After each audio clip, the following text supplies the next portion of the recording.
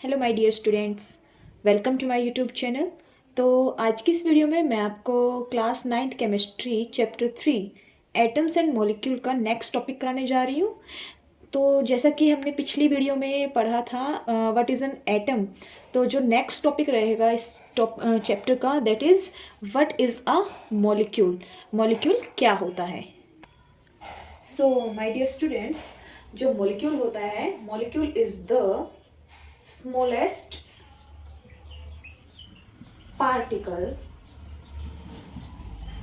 एक smallest particle, किसका smallest particle?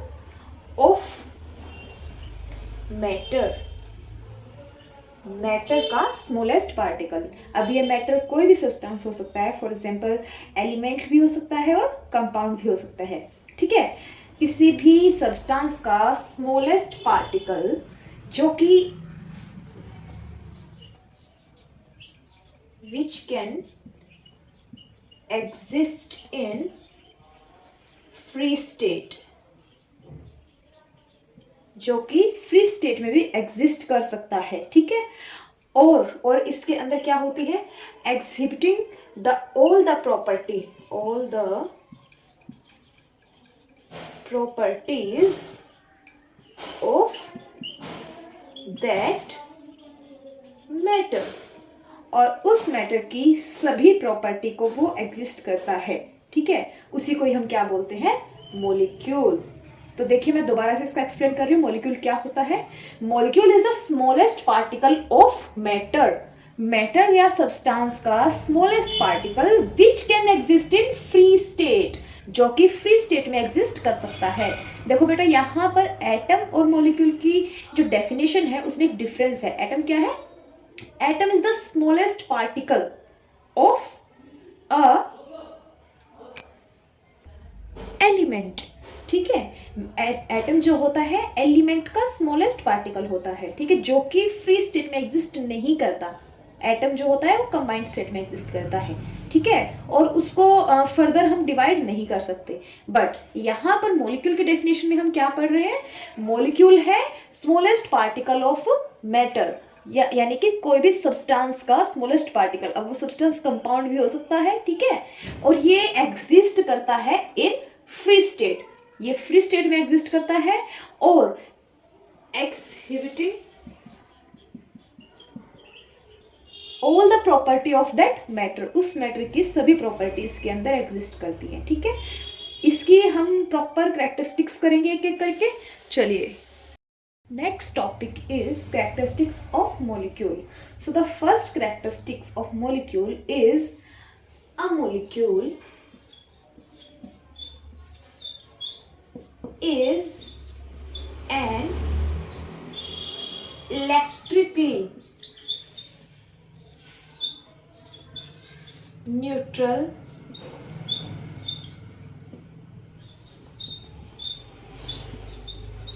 group।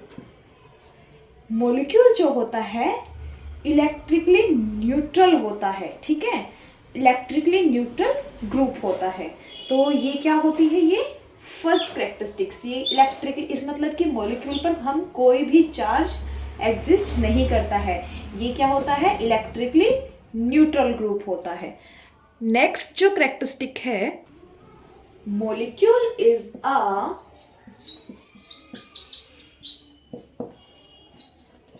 group of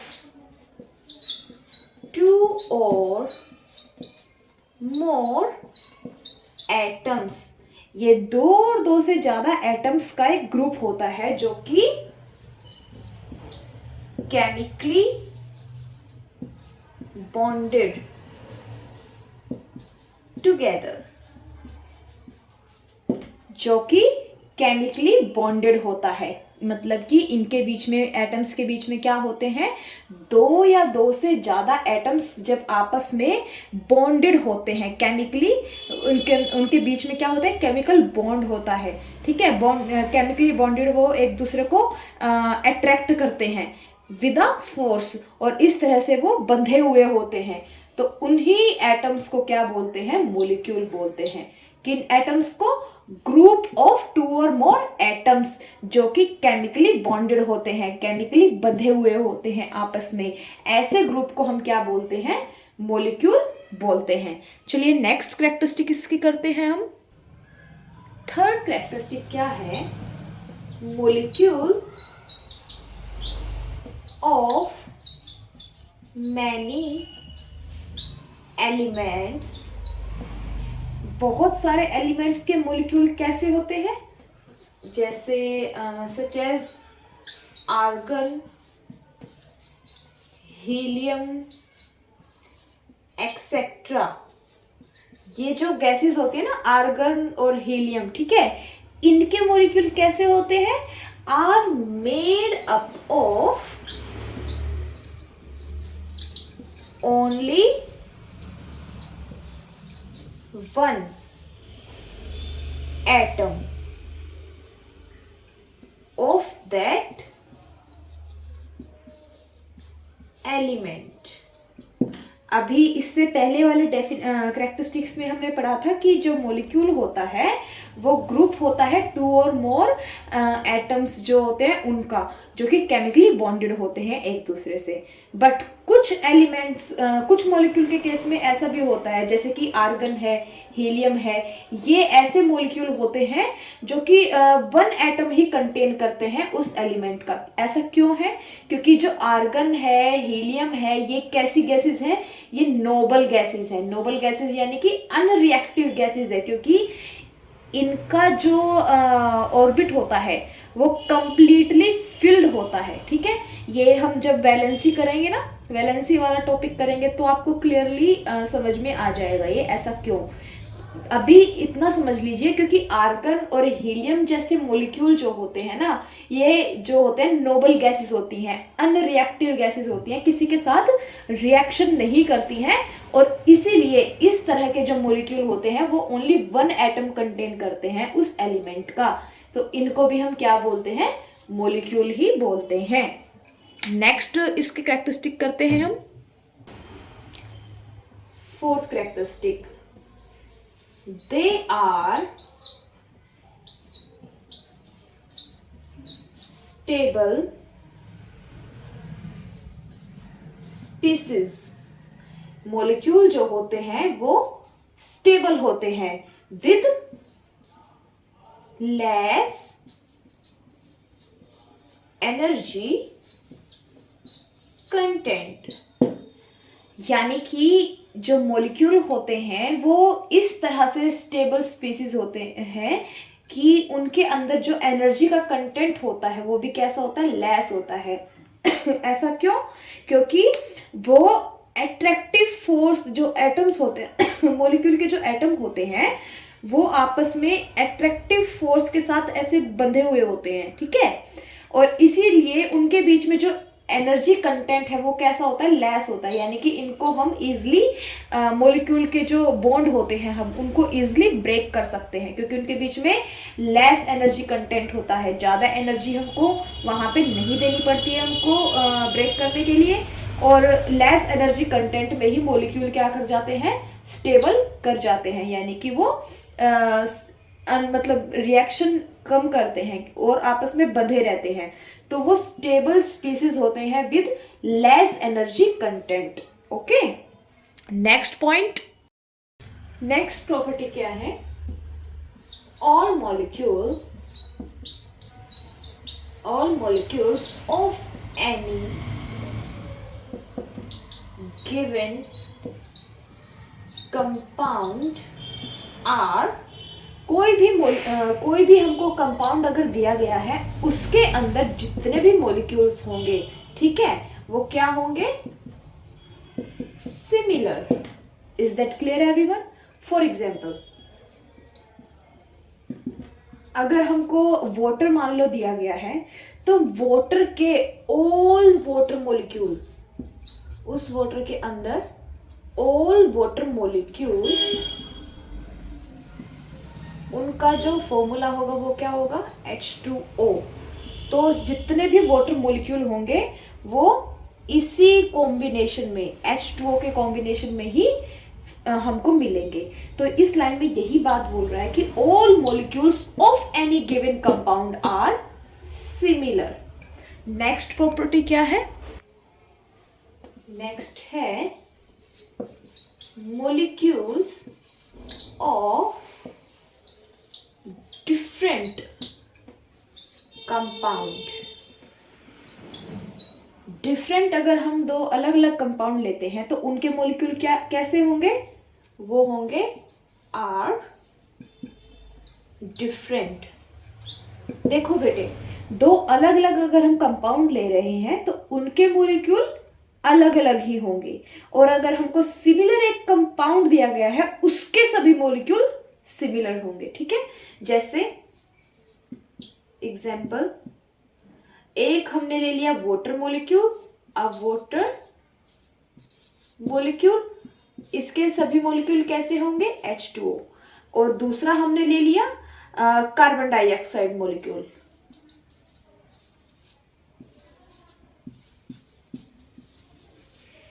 तो इसके सभी मॉलिक्यूल कैसे होंगे? CO2। तो इस तरह से दो अलग अलग कंपाउंड के अलग अलग ही मॉलिक्यूल होंगे, डिफरेंट डिफरेंट ही मॉलिक्यूल होंगे, और एक कंपाउंड के अंदर जितने भी मॉलिक्यूल होंगे वो सभी कैसे होंगे? सिमिलर होंगे। तो जो नेक्स्ट टॉपिक है इसका, दैट इज एटॉमिसिटी। तो यहाँ पे एटॉमिसिटी का मतलब क्या होता है? ये भी एक कैरेक्टरिस्टिक होती है मॉलिक्यूल की ही। ठीक है, इसकी डेफिनेशन जो रहेगी ये किस तरह से रहेगी? The total number of atoms, किसी भी वन मॉलिक्यूल में, ठीक है, किसी भी एलिमेंट के एक मॉलिक्यूल के अंदर टोटल नंबर ऑफ एलिमेंट जो होते हैं ना, वही उसकी क्या होती है? Atomicity. So the total number of atom present in one molecule, किसके वन मॉलिक्यूल में? Of an element. एक एलिमेंट के एक मॉलिक्यूल में जितने भी total number of atoms present हैं उसी को उस एलिमेंट की क्या बोलते हैं? एटॉमिसिटी बोलते हैं। दोबारा से मैं इसको क्लियर कर देती हूँ। The total number of atoms present in one molecule of an element is called it's atomicity. इसको मैं एक एग्जाम्पल के थ्रू आपको क्लियर करती हूँ। फॉर एग्जाम्पल,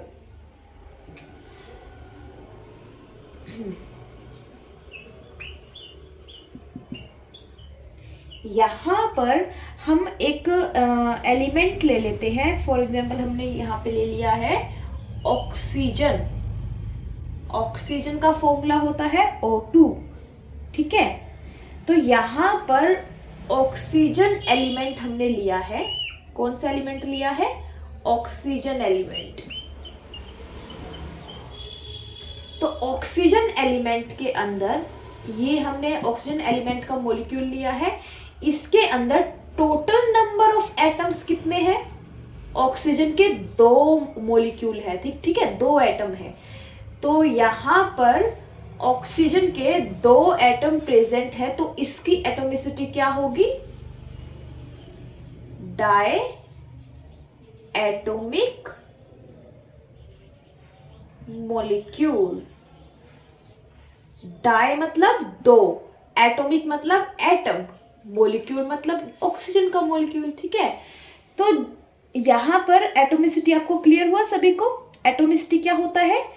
किसी भी एलिमेंट के एक मॉलिक्यूल के अंदर कितने नंबर ऑफ एटम्स प्रेजेंट हैं, दैट इज कॉल्ड एटॉमिसिटी। और ये एटॉमिसिटी बहुत तरह की होती है, जैसे कि monoatomic molecules, diatomic molecules, triatomic molecules, tetratomic molecules और पेंटा। मैं आपको भी क्लियर कर देती हूँ, अभी लिख के बता देती हूँ।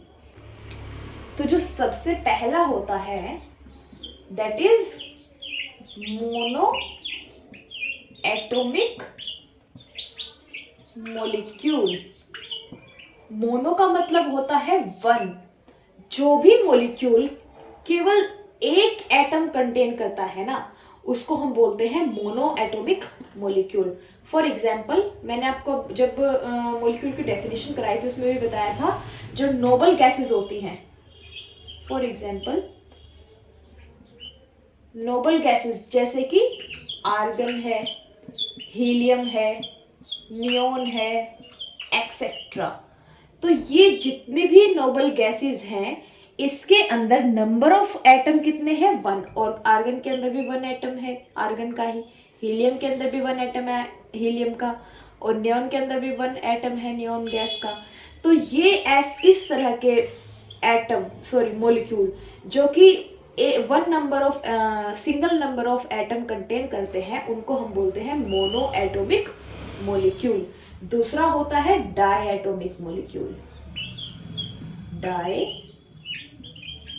Atomic molecule. Diatomic molecule किस तरह के मॉलिक्यूल? ऐसे मॉलिक्यूल जो डाई मतलब होता है 2, जो 2 एटम कंटेन करते हैं, जैसे कि फॉर एग्जाम्पल ऑक्सीजन है, हाइड्रोजन है, नाइट्रोजन है। ठीक है, ये कैसे मॉलिक्यूल होते हैं? ये डाई एटॉमिक मॉलिक्यूल होते हैं, क्योंकि इनकी एटोमिसिटी कितनी होती है? 2। क्योंकि ये 2, जैसे ऑक्सीजन है, ऑक्सीजन के अंदर नंबर ऑफ एटम कितने हैं? ऑक्सीजन के 2 हैं। यहाँ पे लिखा हुआ है ना 2, O2। तो यहाँ पे ये जो 2 है, इसका मतलब है number of atom of oxygen is equal to 2। तो यहाँ पे number of atom of oxygen कितने हैं? 2 है। और क्योंकि 2 एटम प्रेजेंट है ऑक्सीजन के मॉलिक्यूल के अंदर, तो इसीलिए इसको क्या क्या बोलते हैं? Diatomic molecule. तो यही क्या था? एटोमिसिटी था। हमने पढ़ा था ना एटोमिसिटी क्या होता है?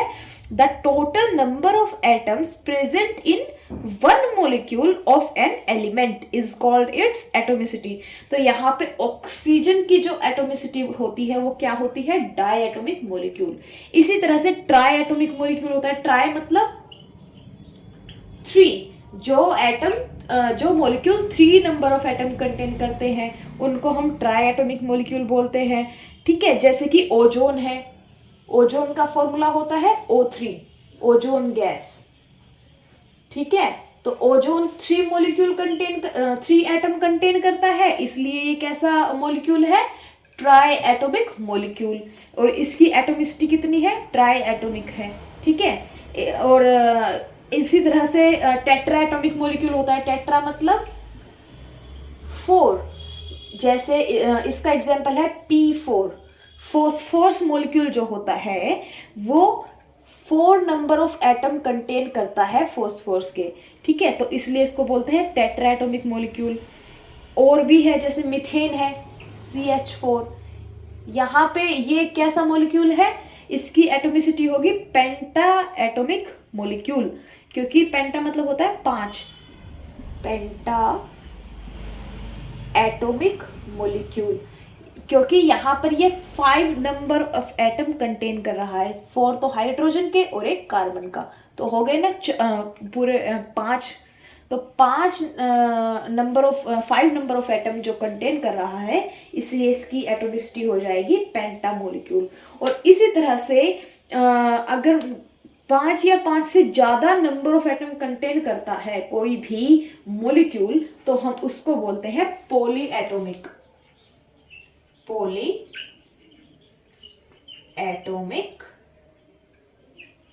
मॉलिक्यूल। जैसे S8 क्या होता है? सल्फर, जो कि 8 number of atom of sulphur contain करता है, तो उनको हम बोलते हैं poly atomic molecule. Next topic है टाइप्स ऑफ मॉलिक्यूल्स। तो मॉलिक्यूल्स जो होते हैं वो 2 टाइप्स के होते हैं। First one is molecules of an element. ठीक है, and second is molecules of compound. तो जब हम बात करते हैं मॉलिक्यूल्स ऑफ एलिमेंट, तो इसमें हम बात कर रहे होते हैं जब same type of atom, same types of atoms are combined together to form a molecule। तो इस तरह के मॉलिक्यूल को हम बोलते हैं molecule of an element. For example oxygen O2। Oxygen molecule जो होता है वो ऑक्सीजन के ही 2 एटम्स से मिलके बनता है। तो यहाँ पर ये जो मॉलिक्यूल होगा O2 मॉलिक्यूल, क्योंकि ये सेम टाइप ऑफ एटम से मिलके बना है, इसीलिए इसको बोलते हैं मॉलिक्यूल ऑफ एन एलिमेंट। दूसरा एग्जाम्पल है N2 यानी कि नाइट्रोजन गैस। तो यहाँ पर भी ये जो नाइट्रोजन गैस का मॉलिक्यूल है ये भी सेम टाइप ऑफ एलिमेंट से मिलके बना है। जब 2 नाइट्रोजन एटम आपस में कंबाइन करते हैं, chemically combine together to form a molecule, तो इसको हम बोलते हैं मॉलिक्यूल ऑफ एन एलिमेंट। अब हम बात करते हैं मॉलिक्यूल ऑफ कंपाउंड की। So when 2 or more atoms of different element combine together, और जो कैसे कंबाइन होंगे, chemically combine together, chemically combine together to form a molecule of compound। ठीक है, तो उसी को हम क्या बोलते हैं, मॉलिक्यूल ऑफ कंपाउंड। तो दोबारा मैं इसको क्लियर कर रही हूं, जब 2 और मोर, 2 या 2 से ज्यादा एटम्स जो होते हैं, किनके एटम्स, डिफरेंट एलिमेंट्स के एटम जो होते हैं, जब वो केमिकली कंबाइंड होते हैं together to form a molecule, तो वो जब केमिकली बॉन्डेड होते हैं, कंबाइंड होते हैं, तो वो इस तरह का मॉलिक्यूल फॉर्म करते हैं जिसको हम बोलते हैं कंपाउंड। ठीक है, और कंपाउंड में जो रेशियो होता है वो कैसा होता है, फिक्स्ड रेशियो होता है, जो कि ये रेशियो जो बनता है ना, हमने पढ़ा था इस सबसे पहली वीडियो में पढ़ा था ना, लॉ ऑफ कांस्टेंट प्रोपोर्शन। तो लॉ ऑफ कांस्टेंट प्रोपोर्शन में हमने पढ़ा था law of constant proportion. Proportion मतलब रेशियो, कंपोजिशन। ठीक है, तो जब सेम एक डेफिनेट रेशियो में, डेफिनेट यानी कि फिक्स रेशियो में, जब कोई एटम 2 या 2 से ज्यादा एटम किसी डिफरेंट एलिमेंट के, वो जब कंबाइन करते हैं किसी फिक्स रेशियो में, तो उसी को ही हम क्या बोलते हैं, molecule of A compound. Is that clear everyone? For example, यहां पर हम एग्जाम्पल ले लेते हैं। For example H2O।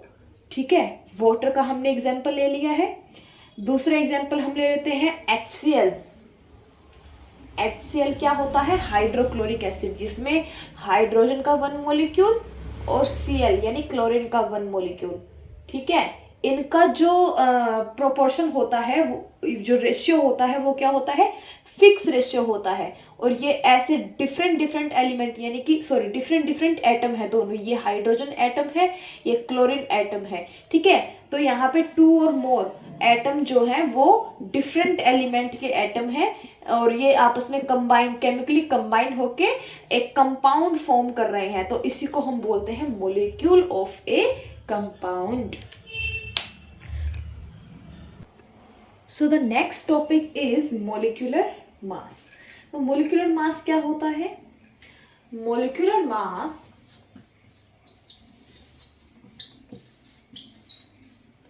Of a substance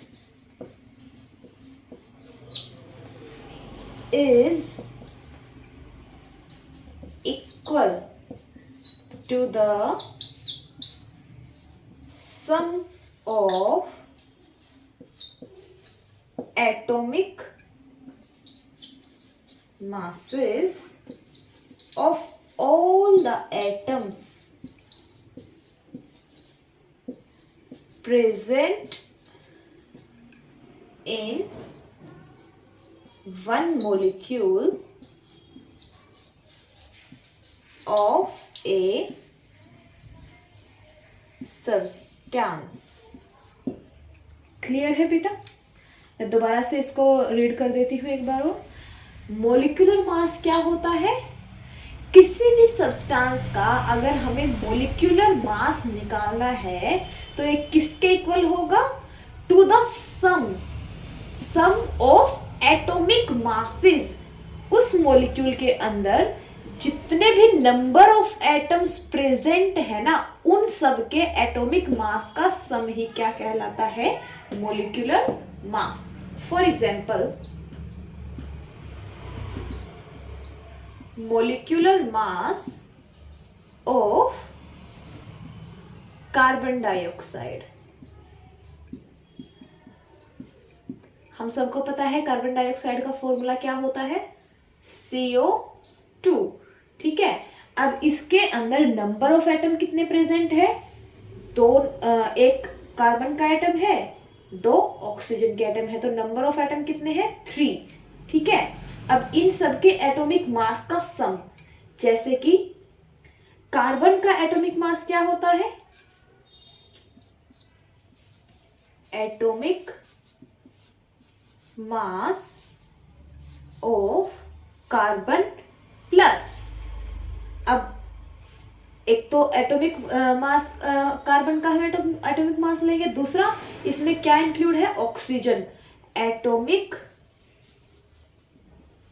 mass of oxygen. ठीक है, अब यहां पर ऑक्सीजन के कितने मॉलिक्यूल हैं? 2 मॉलिक्यूल, तो मल्टीप्लाई में क्या कर देंगे इसके?